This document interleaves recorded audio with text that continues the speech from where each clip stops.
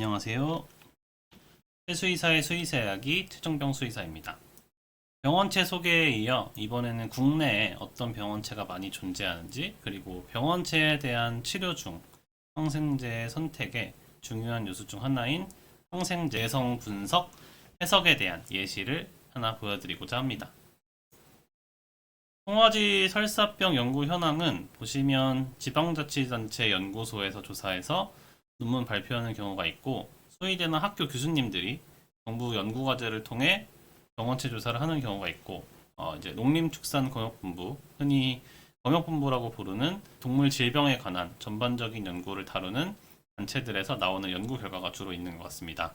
사실 소 연구 결과들은 돼지나 닭에 비해 너무 부족한 것도 현실이고, 관심을 두지 않는 경우도 많이 있습니다. 아무래도 돼지나 닭 같은 밀사사육하고 짧게 키우는 동물에 비해서 소는 오래 키우기도 하고 동물 자체가 비싸기도 해서 학교나 동물약품 회사에서 많은 비중을 두지 않는 것도 현실입니다만, 또 항상 농가들을 위해 연구하는 저 같은 사람도 있다는 걸 기억해 주시면 좋을 것 같습니다. 다양한 연구 결과들을 가져올까 하다가 저번 영상이 조금 어렵다는 피드백이 있어서 이제 대표적인 내용을 다루는 걸 중점으로 하고자 내용을 줄이고 대신 의미에 대한 해석을 조금 부여하고자 합니다.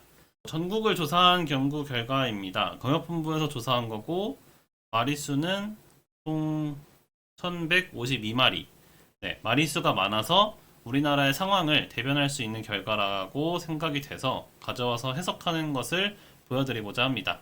역시나 질병 조사하는 기관이라 많은 걸 조사했기 때문에 꽤 많은 정보를 담고 있는 결과입니다. 참고 문헌은 국내 송아지 설사에 대한 전염병 원인체 조사 및 특성 분석입니다. 일단 먼저 봐야 되는 건 한 분변에서 나온 병원체 개수입니다. 다 설사변만 가지고 조사를 한 건데 병원체가 안 나온 것도 많지만 17.5%를 제외하고는 모두 병원체가 나왔습니다. 여기서 시사하는 게 뭐냐면 농가에서 주로 송아지 설사가 나왔다라고 하면 성상을 보시고 이게 과식성 설사다 혹은 뭐 식체다 아니면 뭐 바이러스성 설사다 이런 얘기도 많이 하시긴 하는데, 그 이면에는 이제 병원체가 작용하고 있을 가능성이 매우 높다라는 겁니다. 설사변이 거의 80% 이상에서 병원체가 나왔기 때문에 이거는 병원체가 분명히 작용을 했을 가능성이 크다. 단순히 시기적인 문제에 의해서 발생하는 것보단 확률이 높기 때문에 송아지 설사에서 병원체를 배제하면 안 된다라는 겁니다. 그리고 나서 보는 건 이제 우리나라에서 어떤 병원체가 얼만큼 있느냐라는 겁니다. 너무 많은 조사를 해놓으셔서 조금 어려울 수도 있지만 이게 중요한 이유는 설사변에서 원인체를 항상 조사할 수는 없습니다. 우리나라에 그런 체계가 잘 잡혀 있는 것도 아니고, 사실 수의사분들도 분변을 따서 이렇게 분석하는 게 익숙하지 않습니다. 저는 연구자니까 하는데, 혹시 이제 농장에 설사가 문제가 많이 된다라고 하면 이메일로 연락을 주시길 바랍니다. 네. 일단 해석에 앞서서 노란 건 세균, 파란 건 기생충, 초록색은 바이러스입니다. 치료와 예방 항상 연관 지어서 고민한다면 세균은 항생제를 어떻게 처치할 것이냐, 백신을 이용해서 어떻게 예방할 것이냐 라는 거고, 기생충은 위생과 청결의 문제, 그리고 어떻게 예방할 것이냐, 그리고 바이러스는 역시 어떻게 예방할 것이냐, 이거를 고려하면서 같이 해석을 하면 좋을 것 같습니다. 먼저 바이러스입니다. 바이러스는 로타바이러스, 노로바이러스, 토로바이러스, 그리고 코로나 바이러스, 그 외 기타 바이러스들이 검사되었고, 그 중에서 이제 로타바이러스가 20%로 가장 많이 나왔습니다. 19.4%. 네, 이래서 백신을 항상 추천을 하는 겁니다. 우리나라에서 로타바이러스가 상대적으로 많이 나왔던 두 번째로 많이 나온 노로바이러스보다 2배 이상 많다. 그래서 설사가 문제되는 농장이라면 꼭 백신을 사용하라고 추천한다. 로 가는 겁니다. 예방 방법은 당연히 이제 백신입니다. 백신으로 로타바이러스를 예방할 필요가 있다. 다음은 기생충입니다. 기생충은 아이메리아, 지알디아, 크립토스피름이 검사가 되었고, 사실 다 많습니다. 기생충이 많아서 농가에서 백신도 하고 항생제도 써도 설사가 끊이지 않습니다. 예방 방법은 사실 위생이 최고고, 외국에서는 이제 모넨신 같은 성분들의 약, 보바텍이나 루멘신 같은 것들, 네, 광고는 아니고요. 증체량이나 이제 감염 예방을 위해서 이거를 이제 입부치사료나 이런 먹이는 사료에 같이 타줍니다. 그러면 예방이 됩니다. 일단 콕시디움의 경우에 증상이 나오면 치료 효과가 좋지는 않지만 이렇게 타주면 증상이 나오기 전에 예방적으로 효과가 좋기 때문에 외국에서는 이렇게 많이 추천하고 있습니다.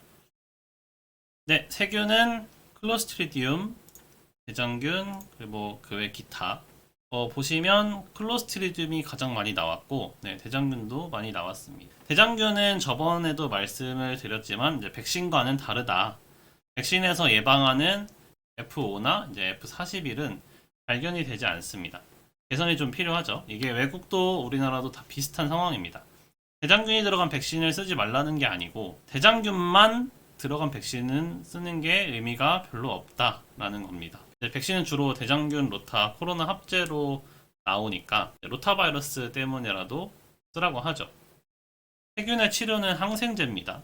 그럼 어떤 항생제를 쓰는 게 좋냐라고 했을 때 사실 제일 좋은 건 항생제 분석을 해서 치료하는 게 가장 좋고, 이러한 서비스는 가축위생시험소나 농림축산건협본부에서 항생제 분석을 해달라고 하면 아마 이러한 결과를 주는 걸로 알고 있는데 정확히는 사실 모르겠습니다. 이게 송아지 설사에서도 사용할 수 있고 유방염 치료에도 사용할 수 있고 공장에서 세균에 대한 질병은 다 이용할 수 있기 때문에 알아두면 좋을 것 같아서 소개를 해드립니다. 복잡하게 이제 해석을 할 수도 있지만 일단 봐야 되는 건 성분, 그리고 저항성, 그리고 이제 MIC, 균 증식 억제 유휴 농도라고 하는데 이름이 어려워요. 그래서 MIC라고 그냥 하겠습니다. 이 항생제가 균을 줄이는데 필요한 농도가 얼마냐, MIC에 대한 그런 이야기고, 이제 숫자가 낮으면 잘 든다라고 생각하시고 이제 실제 판매되는 약 농도와 비교해서 사용을 하는 겁니다. 하나 예시로 보여드리면 클로스트리디움 항생제 내성을 위해서 이제 내성 중에서 이제 암피실린 성분은 지금 내성이 없고 MIC 농도가 0.03이다. 다른 거랑 비교했을 때 이 균에 암피실린이 잘 들 것이다 라고 판단을 하고 주로 들고 다니는 거죠. 왜? 이 균을 매번 검사를 할 수 없기 때문에 이제 주로 우리나라에 잘 들 것 같은 거를 들고 다닙니다. 또 안 좋은 거로 예시를 들면 이제 테트라사이클린, 얘는 저항성이 27.6%고 MIC 농도가 8인 거죠. 그래서 얘는 많이 넣어야 되고 접종했다고 하더라도 27.6%의 균은 저항하니까 약이 잘 안 될 것이다 라고 예측을 하는 겁니다. 네, 송아지 설사의 치료를 위한 거라면 아까 봤던 클로스트리디움과 대장균의 같이 진행을 해서 효과가 좋은 것 중에서 겹치는 성분을 항생제로 들고 다니면서 예방적으로 사용하면 어느 정도 치료 효과가 좋을 것이다 라고 이제 예측을 하는 겁니다. 네, 그래서 20년간 연구 결과들을 정리를 해보면 국내 세균은 클로스트리디움 타입 A가 많았고 바이러스는 로타바이러스가 많았고 원충은 콕시dium이 가장 많았습니다. 병원체 조사가 당장의 치료가 아닌 추후의 예방을 위해 필요한 작업이며 항상 검사하는 것이 어렵기 때문에 이런 치료 방향 결정을 위해서 배경 지식으로 항상 알고 있으면 좋은 사항입니다. 결과적으로 우리나라에는 로타바이러스, 클로스트리디움, 아이메리아가 많다라는 것을 기억해 주시면 좋을 것 같습니다. 다음 영상은 송아지 설사증의 치료입니다. 네, 많은 분들이 사실 치료 때문에 이 영상을 보는 게 아닐까 싶을 정도로 중요한 주제입니다. 총 2개에서 3개 정도의 영상으로 준비하려고 하고 가장 먼저 예방접종을 통한 탈수 교정에 대한 이야기를 하고자 합니다. 그럼 다음 영상으로 찾아뵙겠습니다. 감사합니다.